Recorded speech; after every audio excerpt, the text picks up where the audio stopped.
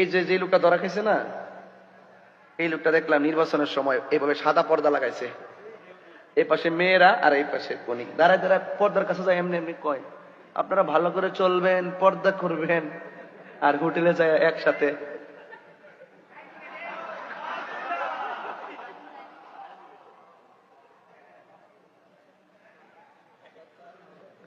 মেয়ের বয়স 14, বাপের বয়স 36, তাইনের বয়স 60 না 65। কি একটা হিসাব নিকাশ দেখছেন নি? 75 নি 75, 65 বছরের বড়। এগুলো হলো বিকৃত মানসিকতা। কথাক্ষণ ঠিক কিনা?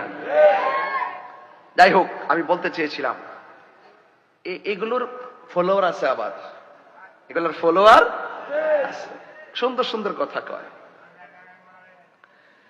উম্মে সালমা, ওই যে রসুল যে বলছেন তুমি দেখো বোতলের ভিতরে কি আছে, এটা গায়েবের খবর। কথা কন ঠিক কিনা?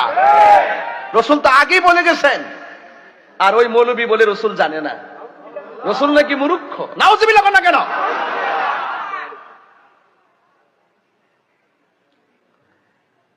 আমাকে অনেকে বলে হুজুর দেশের পরিস্থিতি তো ভালো না, এখন আপনি একটু হিসাব নিকাশ করে কথা বলেন। আমার 2 দিন পরে পরে হুমকি, দেখো তোর আয়ু শেষ। আমি কই আপনি আজরাইলের দায়িত্ব কোন দিন থেকে পাইছেন? আপনি আজরাইলের দায়িত্ব কোন দিন থেকে পাইছেন? তা আমার সামনে আইন। মৃত্যু একদিন হবে, সাদাকে সাদা বলতে হবে, কালোকে কালো বলতে হবে, হককে হক বলতে হবে, বাতিলকে বাতিল বলতে হবে।